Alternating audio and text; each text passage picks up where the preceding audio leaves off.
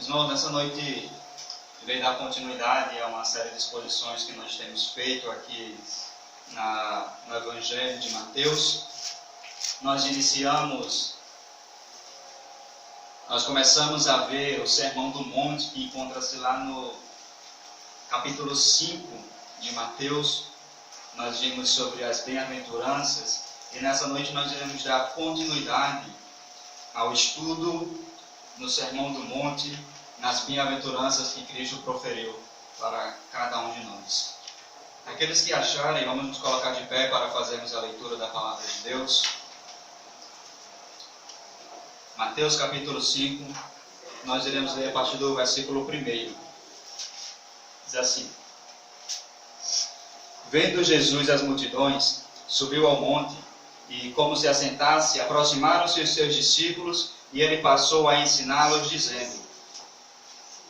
Meus irmãos, vamos todos ler juntos a partir do versículo 3, para que isso fixe realmente em nossa mente, para que nós possamos guardar em nossas mentes e nossos corações. Vamos ler todos juntos a partir do verso 3.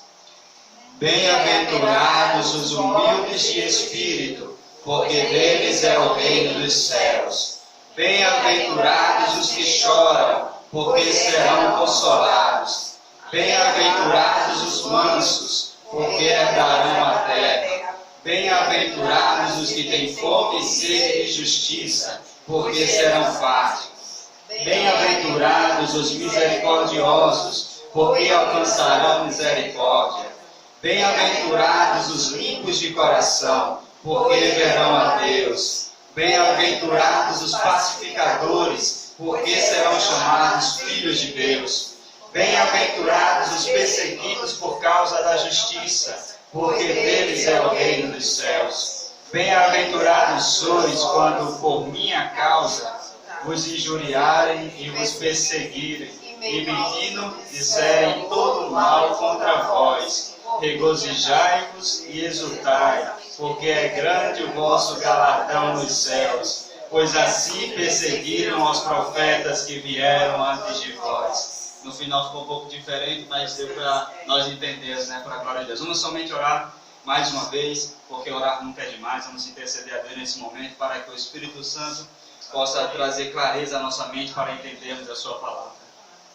Santo Deus, amado Pai, te damos graças, a Deus, pela tua palavra que foi lida aqui em conjunto nessa noite, Deus. Te pedimos, a Deus, o teu auxílio, o auxílio do teu Espírito Santo, Pai. Primeiramente por mim, ó Deus, que o Senhor possa me usar, Deus, nessa noite. O Senhor sabe da minha incapacidade de estar aqui, Deus, mas te peço, Deus, que o Senhor tenha misericórdia e possa me usar nessa noite para pregar aquilo que o Senhor deseja falar aos nossos corações, Pai. E que teu Espírito Santo possa agir, Pai, na vida de cada um dos que estão aqui presentes, ó Deus, aplicando a tua palavra em nossas mentes e nossos corações, para que sejamos transformados à semelhança do teu Filho Jesus Cristo.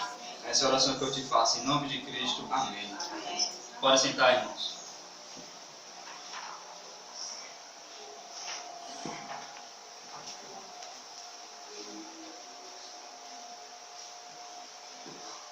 Meus irmãos, nós já vimos os 4 primeiros versículos em algum domingo anterior, que nós vimos sobre os humildes de espírito, ou os pobres de espírito, a depender da sua versão, e nós vimos também a bem-aventurança daqueles que choram.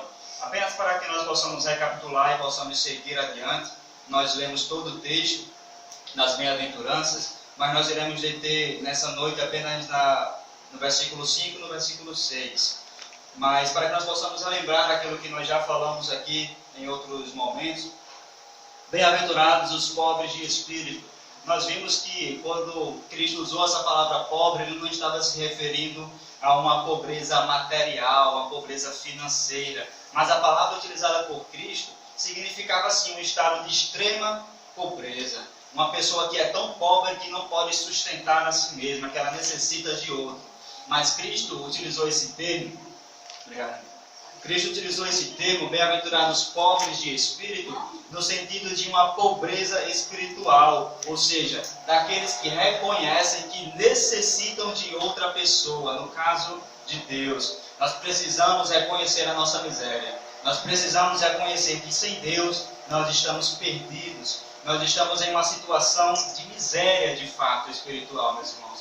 E Cristo disse que bem-aventurados são esses pobres de espírito, porque deles é o reino dos céus. Sem reconhecermos a nossa condição, nós não temos como entrar no reino dos céus. Obrigado. E bem-aventurados os que choram. Isso a princípio parece contraditório quando nós lemos essas palavras. Como eu vou ser feliz se eu estou chorando? Mas a palavra utilizada por Cristo estava se referindo àqueles que choram por causa dos seus pecados. Aqueles que têm uma contrição em seu espírito e em seu coração, que quando pecam, sentem uma profunda tristeza por causa do seu pecado. Porque a partir do momento que nós fomos alcançados pela graça de Cristo, meus irmãos, o nosso maior desejo agora é servir ao Senhor e obedecê-lo. E quando nós pecamos, porque nós permanecemos ainda na nossa natureza humana, e nós iremos pecar, mas a diferença é que quando nós pecarmos, nós sentiremos uma tristeza pelos nossos pecados. E Cristo oferece essa promessa. Ele diz, bem-aventurados os mansos, os que choram, porque serão consolados. Não somente aqui nessa terra, mas sim, principalmente no porvir, quando nós estivermos na Nova Jerusalém Celestial, onde não haverá mais choro, nem dor, nem tristeza. Todas essas coisas já serão passadas, meus irmãos. Nós iremos prosseguir agora para o versículo 5, que diz o seguinte, bem-aventurados os mansos, porque herdarão a terra. Meus irmãos, nós precisamos primeiramente contextualizar a situação da época em que Jesus proferiu estas palavras, para que nós possamos ter um entendimento maior. Israel aguardava ansiosamente pela chegada do Messias, que já havia sido profetizado pelos profetas, que já havia sido prometido desde o Gênesis. Quando o homem pecou, Deus já havia prometido que enviaria um homem, a semente da mulher que esmagaria a cabeça da serpente para nos libertar do pecado. Então Israel aguardava a manifestação do Messias, a chegada do Messias. No entanto, a nação de Israel aguardava o descendente de Davi, que seria um rei terreno, que seria alguém com poder político e militar, que libertaria Israel da opressão que eles estavam sofrendo por Roma. Eles estavam ali subjugados por Roma e eles aguardavam essa libertação de Roma. Eles aguardavam o Messias que era político, o Messias que era guerreiro. E aqueles que seguiam a Cristo também pensavam isso. Da mesma forma, estavam ali acompanhando Cristo e ouvindo cada um dos seus ensinamentos. Veja, por exemplo, lá no Evangelho de João, no capítulo 6, após Jesus ter feito um milagre da multiplicação dos pães e dos peixes, a reação da multidão que olhava para Jesus, que observava os seus ensinamentos e que tinha visto aquela manifestação miraculosa dele, disse o seguinte no versículo 26, aliás, no versículo 14, versículo 15. Vendo, pois, os homens o sinal que Jesus fizera, disseram, este é verdadeiramente o profeta que deveria vir ao mundo. Sabendo, pois, Jesus que estavam para vir com o intuito de arrebatá-lo para o proclamarem rei, retirou-se novamente, sozinho para o monte. Então, quando aquelas pessoas viram o milagre de Jesus, multiplicando pão, multiplicando peixe, alimentando aquela multidão, eles despertaram, opa, esse era o Messias, esse era o profeta que haveria de vir ao mundo. Mas eles não estavam observando o Messias no Cristo, que os libertaria da escravidão do pecado. Eles estavam vendo no Cristo alguém que traria a libertação política de Roma. Tanto é que no versículo 15, Cristo sai daquela região, daquele local onde ele estava, porque as pessoas estavam para retirá-lo dali e proclamar o rei à força. Você vê como estava a mentalidade das pessoas. Elas queriam apenas o seu bem-estar aqui terreno, o seu bem-estar aqui na terra. Elas aguardavam o Messias que traria esse bem-estar para eles. E não somente aquela multidão, mas os próprios apóstolos de Cristo também pensavam dessa forma. Quando nós vamos lá para o livro de Atos, no capítulo 1, após a ressurreição de Cristo, ele vai e promete a vinda do Espírito Santo, que os capacitaria para proclamar o Evangelho ao mundo. E Atos capítulo 1, versículo 6, diz o seguinte, então os que estavam reunidos lhe perguntaram, Senhor, será este o tempo em que restaures o reino a Israel? O interesse dos apóstolos ainda estava aqui na terra. Eles ainda estavam com seus olhos aqui neste mundo.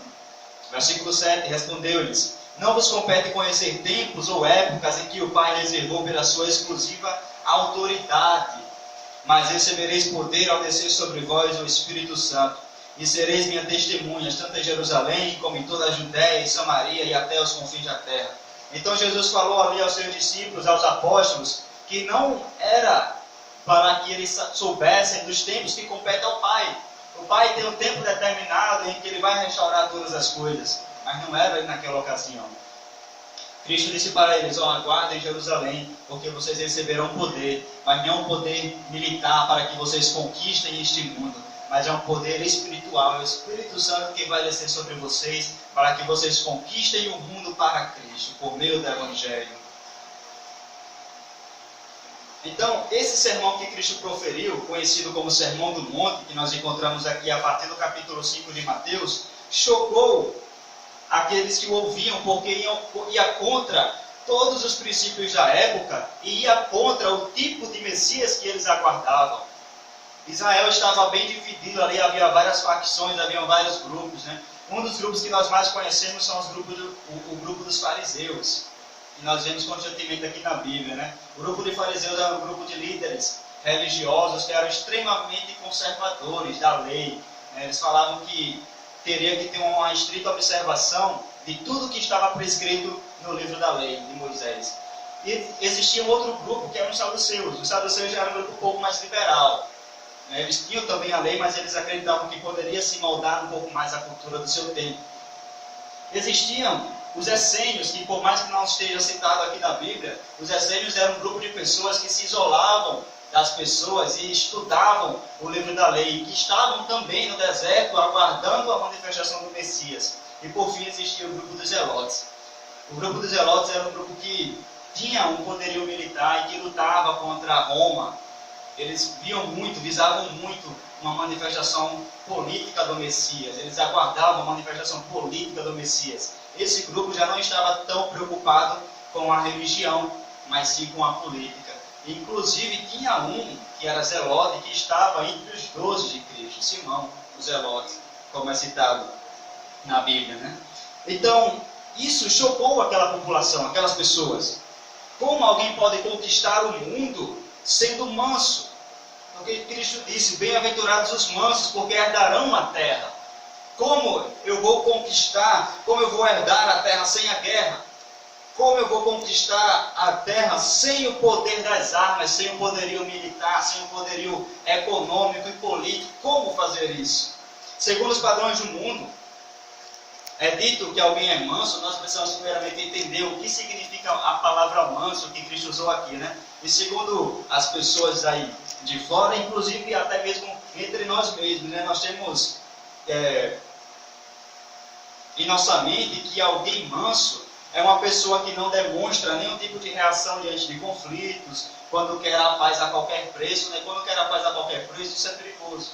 Porque é aquela pessoa que fica em cima do muro, é aquela pessoa que quer agradar a gregos e troianos, é aquela pessoa que não quer se envolver em nada. Não, eu agrado você aqui, mas também agrado esse grupo aqui.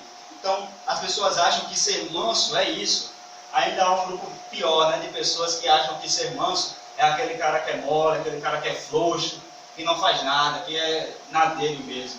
A gente olha assim: fulano de tal é manso demais, é quieto, não faz nada, fica só lá no cantinho dele. É um cara que é ali só na dele, né? Mas esses conceitos que nós temos em mente muitas vezes não estão em concordância com os padrões bíblicos do que é ser manso, do que é mansidão de fato. E a palavra manso era uma palavra que era utilizada para descrever um animal selvagem que havia sido domesticado, como por exemplo o leão de circo. Se vocês olharem aí no leão de circo, se vocês já viram, né, na internet, você vai ver que ele é tão domesticado que um cara chega e bota a mão lá dentro da boca do leão. Um animal selvagem, mas que foi domesticado, que está submisso ali àquele que o domesticou. Então, segundo os padrões bíblicos, ser manso significa ser submisso. Significa uma total submissão ao nosso Deus, ao nosso Senhor. Significa abrir mão de seus direitos. É aquele que, quando está diante de uma disputa, não entra na disputa para brigar e reivindicar seus direitos, ainda que sejam seus por direito. Mas você abre mão dos seus direitos pelo bem dos próximos. É estar disposto a sofrer o dano e não procurar levar vantagem. Não significa ser fraco, como também nós podemos pensar. Não significa ser fraco, mas ter a sua força sob controle. É aquele que, quando é ofendido, não busca se defender ou se vingar, mas coloca tudo nas mãos de Deus. Isso é ser manso. Isso é ter a mansidão que a Bíblia nos apresenta. Ser submisso ao nosso Deus, deixar tudo no controle de Deus. Sabemos que a nossa vida pertence a Ele. Nós podemos encontrar alguns exemplos bíblicos de mansidão. Por exemplo, um exemplo bem comum é o exemplo de Moisés. Quando nós olhamos lá no livro de Números, capítulo 12, versículo 3, nós vamos encontrar uma afirmação bem característica de Moisés que muitos conhecem. Números capítulo 12, versículo 3 diz o seguinte: era o varão Moisés muito manso, mais do que todos os homens que havia sobre a face da terra. Moisés era o homem mais manso que existia na terra. O homem mais manso que já existiu, né? A Bíblia diz. E isso não era uma qualidade natural de Moisés. Por mais que nós possamos pensar que é uma qualidade natural do homem, a mansidão não é uma qualidade natural nossa. Ninguém nasce com a qualidade de ser manso, de mansidão. É por mais que algumas pessoas também tenham isso em mente. Ah, aquela pessoa é mansa, eu não sou manso não. A gente costuma dizer isso, eu não sou manso não. Mas aquela pessoa ali, ela já nasceu assim, é mansa, é característica dela. Mas na verdade a pessoa mansa, ela não nasceu dessa forma. O nosso homem natural não é manso. E por que Moisés não era manso? Nós podemos até pensar, quando nós lemos esse texto, que Deus já chamou Moisés justamente porque ele era manso. Mas na verdade não. Moisés teve que aprender com Deus a ser manso. Moisés teve que aprender a mansidão segundo os padrões de Deus. Como disse o grande pregador Charles Spurgeon, a mansidão não é uma virtude, mas uma graça. Nós não temos isso como algo natural. É um presente de Deus. Deus nos transforma de maneira graciosa e nos transforma para sermos mansos. Glória a Deus. Meus irmãos, quando nós olhamos a história de Moisés, nós vamos perceber que, certa vez, Moisés matou um homem, achando que ele estava ajudando o seu compatriota, o seu povo, a libertar eles das mãos do Egito. Mas, na verdade, isso não é o típico exemplo de mansidão. Você vê que Moisés não era um homem manso. Só pelo fato de ele ter matado aquele homem no impulso, mostra que ele não era nem um pouco manso. E como Moisés se tornou este homem que diz a Bíblia, era o varão muito manso, mais do que todos os homens que havia sobre a terra? Moisés precisou ficar por 40 anos no deserto cuidando de ovelhas, antes de libertar o povo. Ele ficou 40 anos no deserto cuidando das ovelhas do seu sogro. E isso porque Deus queria transformar o seu caráter. Porque Deus queria transformar Moisés em uma pessoa mansa, como nós vemos aqui em Números 12. E o interessante desse texto, irmãos, de Números 12, versículo 3, é que no versículo 1 diz assim: falaram Miriam e Arão contra Moisés por causa da mulher cuxita que tomara, pois tinha tomado a mulher cuxita. E disseram: porventura tem falado o Senhor somente por Moisés? Não tem falado também por nós? Então você vê que Miriam e Arão chegaram diante de Moisés, querendo reivindicar algum direito que talvez eles tivessem, por inveja, por causa do ministério de Moisés, por causa do chamado profético de Moisés, que Deus havia chamado Moisés para aquele ministério. Então eles sentiram inveja e foram até Moisés para o acusar. E o versículo seguinte, versículo 3, já fala a reação de Moisés. Moisés não se importou com aquilo, porque Moisés era um homem muito manso. Ele poderia ter se levantado e reivindicado os seus direitos de profeta do Senhor. Ele poderia ter dito: não, foi Deus que me chamou. Deus apareceu para mim na sarça ardente e Ele me chamou de forma pessoal para ser profeta. Por que vocês estão falando isso aqui? Não. Ele apenas deixou nas mãos de Deus. Isso não significa, irmãos, que Moisés era um homem fraco. Nós percebemos isso quando ele desceu do monte com as tábuas da lei, quando ele percebeu que o povo estava imerso ali adoração a outros deuses, o bezerro de ouro que havia sido construído. A reação de Moisés foi quebrar as tábuas da lei, mostrando ao povo que eles haviam quebrado a aliança que ele tinha feito com Deus. E não se enganem, essa reação de Moisés não significa que ele deixou de ser manso, mas porque a mansidão significa que você não deve se indignar por algo que é dito contra você. Mas a mansidão nos faz nos indignar, sentir uma indignação santa, quando alguém ofende a santidade de Deus. E foi essa indignação que Moisés sentiu naquele momento. Porque aquelas pessoas o acompanharam, estavam aprendendo ali a respeito de Deus, viram todas as maravilhas de Deus, mas ainda assim tinham construído um bezerro de ouro para adorar. E Moisés quebrou as tábuas da aliança, mostrando que o povo havia quebrado a aliança com Deus, e ainda ordenou que matassem aqueles que estavam em idolatria. Um homem manso não se ira quando fala mal dele, mas fica indignado quando o nome de Deus está sendo ofendido, e se levanta para defender o nome e a santidade do nosso Deus. E nós temos um exemplo ainda maior de mansidão, que é o exemplo do próprio Cristo. Lá em Mateus, no capítulo 11, versículo 29, nós vamos ver, o texto nos fala. Cristo dá uma própria característica dele e diz que nós devemos aprender dele. Mateus 11, 29 diz o seguinte: tomai sobre vós o meu jugo e aprendei de mim, porque sou manso e humilde de coração. Meus irmãos, Cristo não se acovardou diante das atitudes daqueles que o queriam matar, mas ele se submeteu a Deus em todas as coisas. Cristo poderia ter chamado 12 legiões de anjos, como ele mesmo fala, para o libertar das mãos, para trazer libertação para todo o povo. Ele poderia ter feito isso. Ele estava em seu direito, ele era o próprio Deus. Ele tinha autoridade e poder para fazer todas essas coisas. Mas quando nós lemos também em Filipenses capítulo 2, versículo 6, nós vamos ver o que Paulo nos fala a respeito de Cristo. E ele diz: pois ele, subsistindo em forma de Deus, não julgou como usurpação o ser igual a Deus.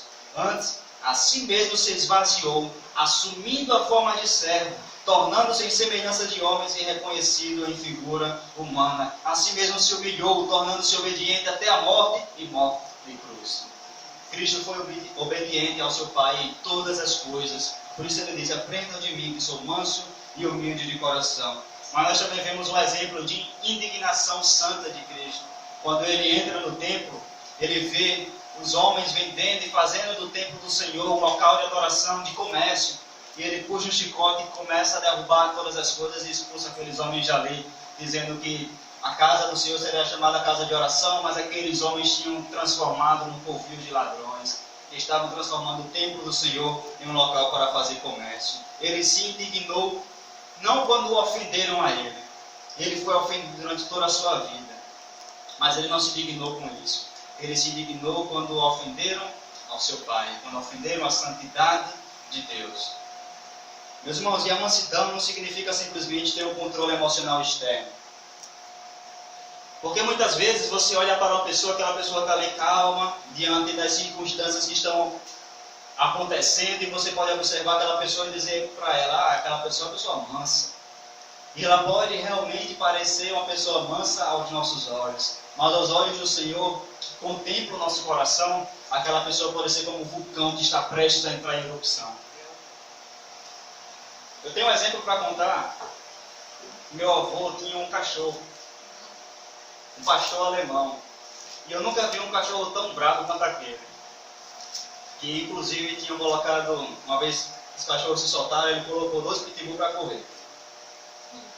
E aquele cachorro, quando você se aproximava dele, eu me aproximei daquele cachorro, ele estava no portão e ele estava parado, quieto, nem se mexia. E eu ia colocar a mão na cabeça dele, mas meu avô disse: não coloque. Ele estava ali, a aparência exterior era de um cachorro que era manso, não apresentou nenhuma reação, mas ele estava só esperando colocar a mão nele para atacar. E tem muitas pessoas que são assim. Muitas pessoas que exteriormente estão calmas, aparentemente calmas, mas no seu coração estão desejando o mal do seu próximo. Ela pode não tomar nenhuma atitude. Quando nós vemos o texto que nós não devemos nos irar, nós não devemos nos vingar do nosso irmão, do nosso próximo, porque ao Senhor pertence a vingança, Nós podemos achar que é apenas aqueles casos em que alguém se revolta, puxa uma faca e mata alguém. Nós podemos achar que vingança está apenas relacionada a isso, mas não. Nós podemos planejar toda a vingança no nosso coração e não fazer nada. Mas só pelo fato de eu ter desejado o mal do meu irmão, só no meu coração, isso já mostra que eu desejei a vingança daquele irmão. Eu desejei o mal daquele irmão. E quando acontece alguma coisa ruim com ele, nós por dentro nós podemos até lamentar. Poxa, não poderia ter acontecido isso. Mas por dentro nós estamos vibrando porque aquele irmão se deu mal. É verdade. Isso não é mansidão, irmãos. Isso não é mansidão. Porque o Senhor olha para nós, o Senhor olha para o nosso interior. O Senhor olha para aquilo que está em nosso coração, para aquilo que passa em nossa mente. E nós não devemos apenas nos conformar com a palavra de Deus de modo exterior, como faziam os fariseus da época de Jesus, mas sim transformar por completo o nosso interior. Meus irmãos, vamos para Salmo, capítulo 37, que é um texto bastante conhecido, que diz que nós devemos descansar no Senhor e esperar nele. E esse texto fala muito sobre o que é ser manso. E foi justamente esse texto, provavelmente, que Cristo utilizou como base para falar sobre essa bem-aventurança. Bem-aventurados os mansos. Salmo 37, versículo 1 diz assim: Não te indignes por causa dos malfeitores, nem tenhas inveja dos que praticam a iniquidade, pois eles dentro em breve definharão como a relva e murcharão como a erva verde. Um problema que o salmista está falando aqui era um problema de indignação que poderia ser causado em algumas pessoas por uma inveja daqueles que estão praticando mal e aparentemente estão se dando bem no mundo, que estão conquistando todas as coisas aí e fazendo aquilo que é mal. E o salmista diz: não fique indignado com isso. Não fique indignado com isso. A gente pode até pensar: mas o Senhor prometeu que vai me dar a terra, e por que eu estou fazendo tudo de acordo com a palavra de Deus e eu só estou vendo os maus prosperando? Mas o salmista fala: não te indignes por causa dos malfeitores, não tenha inveja deles. E ele nos fala qual vai ser o fim: pois eles dentro em breve definharão como a relva. Versículo 4 e 5: Agrada-te do Senhor, e Ele satisfará os desejos do teu coração. Entrega o teu caminho ao Senhor, confia nele e o mais Ele fará. A mansidão tem a ver com a nossa entrega total ao Senhor. O versículo 5 diz: entrega o teu caminho ao Senhor. Nós costumamos lembrar apenas do versículo 4, né? Agrada-te do Senhor, e Ele satisfará os desejos do teu coração. A gente costuma decorar esse texto porque a gente quer ter o nosso desejo do nosso coração atendido, né? Mas quando nós vemos o versículo 5, que ele fala entrega o teu caminho ao Senhor. Isso implica em uma entrega total da nossa vida. Confiar somente nele, confiar totalmente no Senhor. E o versículo termina dizendo: e o mais ele fará. Versículo 6: fará sobressair a tua justiça como a luz e o teu direito como o sol ao meio-dia. Descansa no Senhor e espera nele. Não te irrites por causa do homem que prospera em seu caminho. Isso é ser manso, não se irritar. Por causa do que leva a cabo os seus maus desígnios. Deixa a ira, abandona o furor, mansidão. Não te impacientes, mansidão. Certamente isso acabará mal, porque os malfeitores serão exterminados, mas os que esperam no Senhor possuirão a terra. Mais um pouco de tempo e já não existirá o ímpio, procurarás o seu lugar e não o acharás. Mas os mansos herdarão a terra e se deleitarão na abundância de paz. Essa é a promessa que Cristo faz para aqueles que são mansos.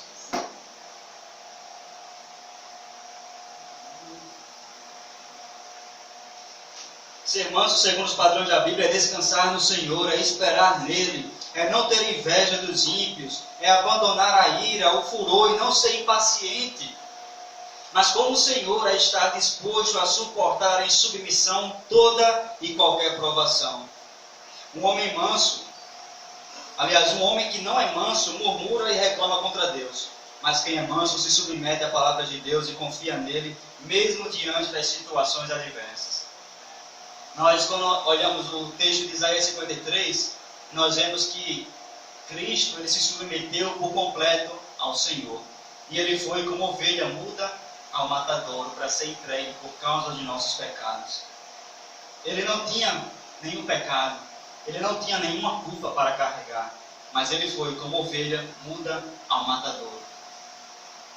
Isso é ser manso, é suportar a provação que nos venham, situações adversas, sem murmurar, sem reclamar contra o Senhor, mas apenas esperar, descansar nele e confiar que o Senhor tem tudo sob controle. Meus irmãos, esse texto de Mateus 5 nos fala a respeito da herança, uma promessa que Deus faz para aqueles que são mansos.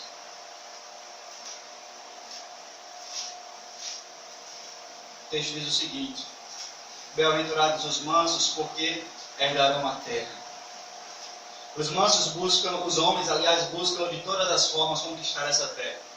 Com força militar, ou com o poder do seu dinheiro, mas nada disso permanecerá. Mas os que têm a Cristo, meus irmãos, receberão a terra por herança. E nós podemos até pensar, mas como nós receberemos a terra? O texto nos diz, eles herdarão a terra. O texto não nos fala que nós devemos conquistar a terra por meio de nossa força. Nós vamos herdar. E o que é que nós fazemos para herdar alguma coisa? Nós não fazemos nada, nós apenas recebemos a herança. E o Senhor promete que Ele nos dará essa herança. Por isso que o Salmo 37 nos fala, confie no Senhor, descansa nele, espera pacientemente no Senhor, porque você herdará a terra. Isso é ser manso, meus irmãos. É se sujeitar completamente a Cristo, se colocar debaixo de sua autoridade. Os que têm a Cristo receberão a terra por herança. Depois de Deus criar o homem, Ele deu ao homem e à mulher o domínio sobre a terra. Nós vemos isso lá em Gênesis. Mas por causa do pecado, a terra foi corrompida. Toda a criação de Deus foi corrompida. Mas quando Cristo retornar em glória, toda a criação será redimida. E nós receberemos a terra por herança para todos sempre. Meus irmãos, não será por nossa força, não será por aquilo que nós fazemos, mas será pelo poder de Cristo. E essa é a alegria dos mansos. O texto nos diz, bem-aventurados os mansos. Uma felicidade que não se pode se comparar a nenhuma outra, meus irmãos. Essa é a felicidade dos mansos, é saber que Cristo tem o domínio de todas as coisas. É confiar nele em todas as circunstâncias para que ao seu tempo Ele nos dê o que nos foi prometido. Versículo 6 diz o seguinte, bem-aventurados os que têm fome e sede de justiça, porque eles serão fartos. Meus irmãos, a palavra que Cristo utilizou aqui para dizer fome e sede, indica um desejo profundo. Indica sofrer, padecer de profunda fome. E é por isso que esse discurso de Cristo chocou tanto as pessoas da época e ainda pode nos chocar. Quando nós olhamos, isso parece que está indo contra tudo aquilo que nós temos em nossa mente. Ele diz, bem-aventurados os pobres, os que choram, os que são mansos, os que têm fome e sede. Mas como eu vou ser feliz tendo fome e sede? Talvez nenhum de nós que estamos aqui tenha passado por um momento em sua vida de realmente padecer necessidade. E passar fome de fato. Você pode até passar fome assim, chega ao meu Deus, você já está morrendo de fome. Né? Você diz assim, eu estou morrendo de fome, já na hora do almoço, já passou da hora do almoço, estou morrendo de fome.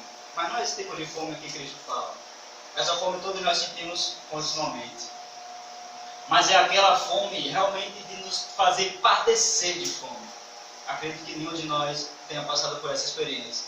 Espero que nós não venhamos a passar por ela também. Mas é esse tipo de fome que Cristo está falando aqui, um desejo intenso e contínuo. Isto é, aqueles que têm fome. Não aqueles que tinham, que tiveram fome, ou que terão, mas aqueles que têm. É um desejo contínuo. Aqueles que têm sede. E deve ser constante, porque precisamos nos saciar de Cristo todos os dias. Nós precisamos do Senhor todos os dias em nossa vida. E a fome espiritual deve ser uma característica do povo de Deus. O salmista Davi, Salmo 42, diz o seguinte, como suspira a costa pelas correntes das águas, assim por ti, ó Deus, assim por ti, ó Deus, suspira a minha alma. A minha alma tem sede de Deus, do Deus vivo. Quando irei e me verei perante a face de Deus? Da mesma forma, de modo semelhante, ele vai nos falar no Salmo 63. Ó Deus, Tu és o meu Deus forte, eu te busco ansiosamente, a minha alma tem sede de Ti. Meu corpo te almeja como terra árida, exausta, sem água. Essa é a necessidade que o salmista Davi fala que ele tem do Senhor. Uma necessidade, um profundo desejo de buscar a Deus. E é assim que deve ser o povo de Deus. É assim que devemos ser você que eu, nós devemos ter esse profundo desejo, essa fome espiritual por buscar a Deus. E, meus irmãos, essas bem-aventuranças estão todas ligadas umas nas outras. Quando nós começamos a perceber, a partir da primeira bem-aventurança, nós vemos que não dá para ter a última sem ter a primeira antes de tudo. Aqueles que reconhecem que são pobres de espírito, não se satisfazem com qualquer comida, somente com aquela que vem do alto. Quem chora pelos seus pecados encontra alívio e consolo nas promessas de perdão contidas na palavra de Deus.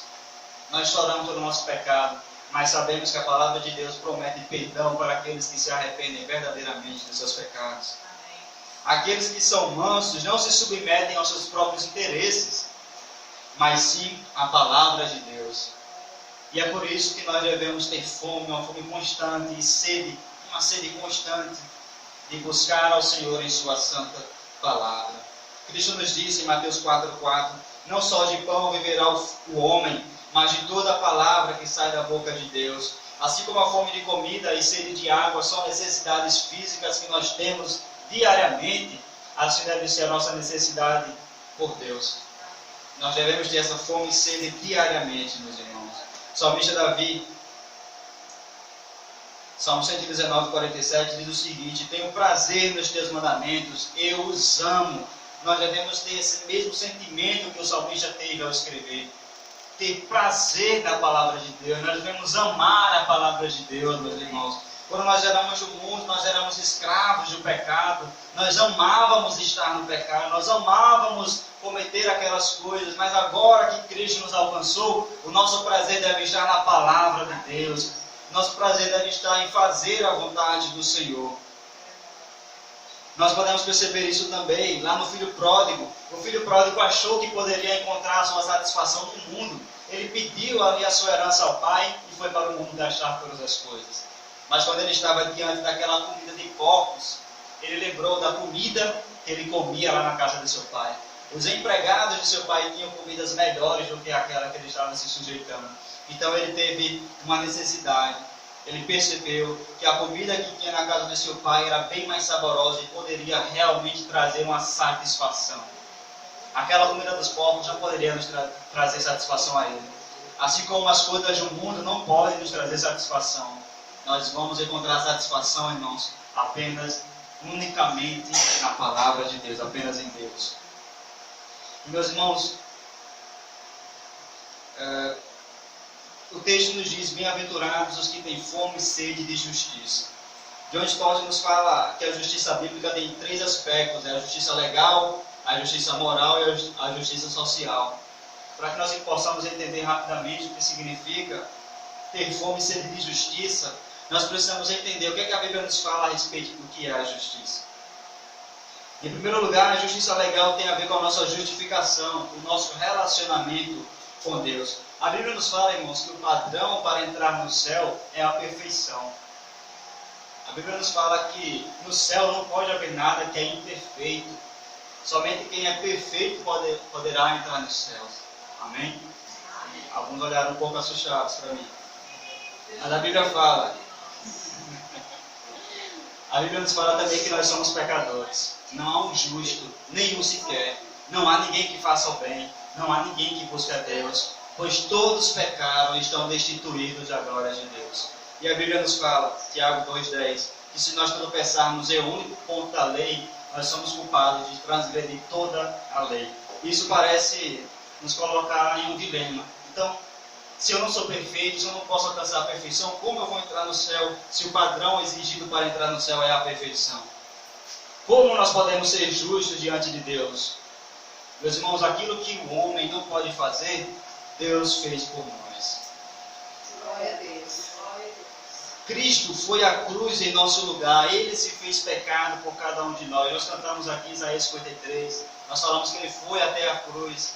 Ele se ofereceu como oferta pela culpa, pela nossa culpa, pelo nosso pecado.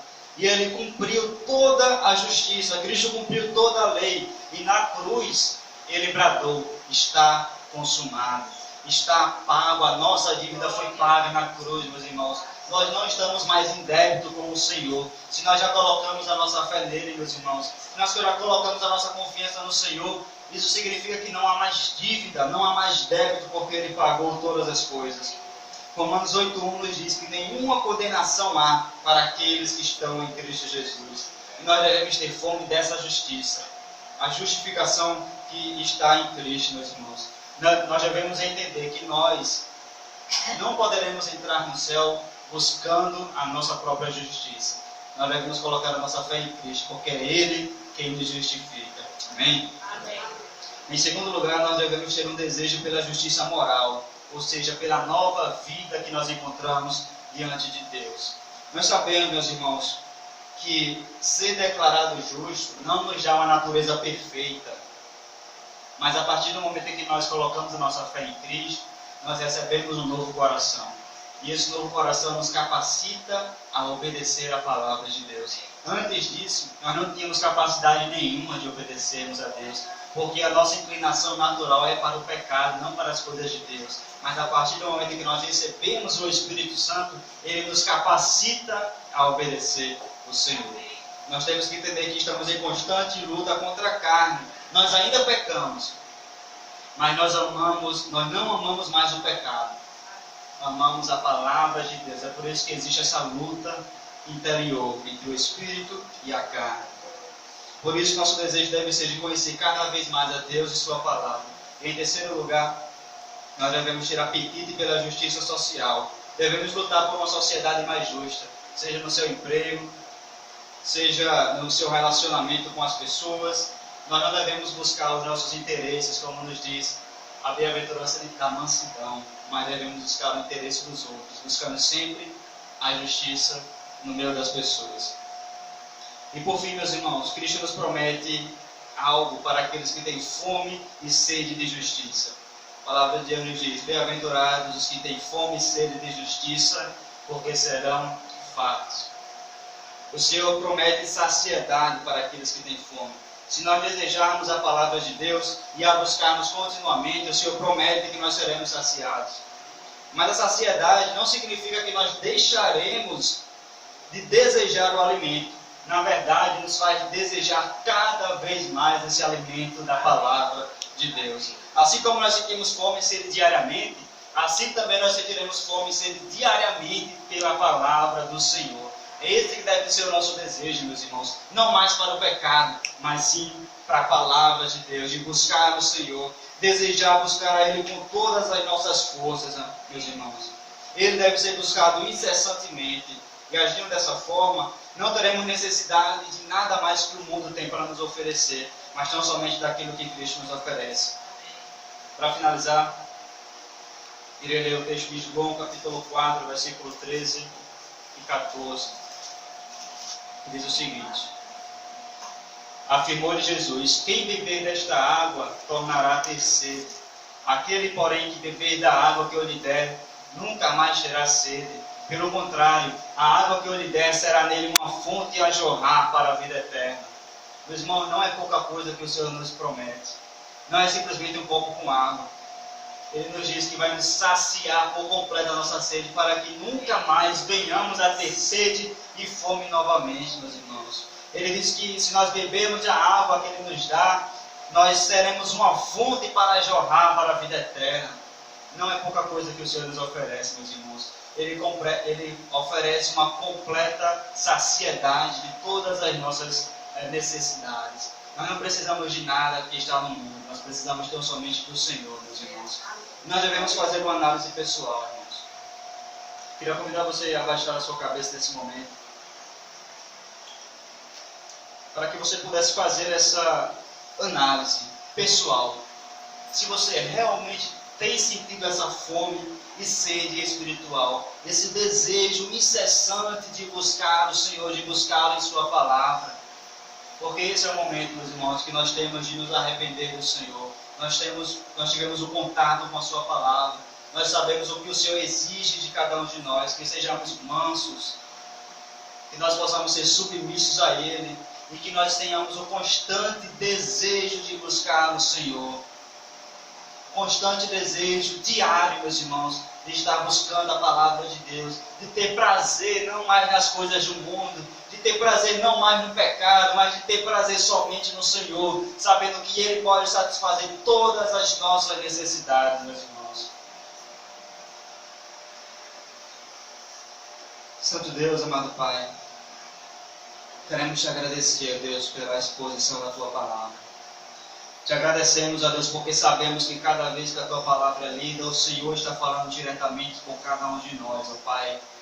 E que nós possamos, ó Deus, transformar a nossa vida para que sejamos cada vez mais parecidos contigo. Que possamos observar o exemplo de Cristo, que era manso e humilde de coração. E que possamos ser mansos como Ele era manso, Pai. Sermos submissos em todas as coisas ao Senhor. Não sermos murmuradores, mas aceitarmos aquilo que o Senhor nos dá, sabendo que o Senhor tem todas as coisas sob controle. Ó Deus, que o Teu Espírito Santo possa produzir dentro de nós, ó Pai, um desejo constante de buscarmos a Ti em Tua Santa Palavra. Que tenhamos, ó Deus, esse desejo diário de ir até o Senhor, de buscar nos deleitar no Senhor, de buscar a saciedade no Senhor, porque é somente em Ti, ó Deus, que nós encontraremos a satisfação para todos os desejos e todas as necessidades que nós temos em nosso coração. Ó Deus, que o Senhor possa satisfazer, ó Deus, as nossas necessidades, nos saciar, como a Tua palavra nos promete, ó Deus. Nós possamos sair daqui, ó Deus, cada vez mais confiantes no Senhor, Pai. Possamos nos colocar cada vez mais diante de Ti, entregar a nossa vida por completo ao Senhor, Pai. Que o Senhor nos guie durante essa semana, ó Deus, para que possamos colocar em prática tudo que nós temos aprendido a respeito de Ti, Pai. Essa é a oração que eu te faço. Em nome de Cristo. Amém.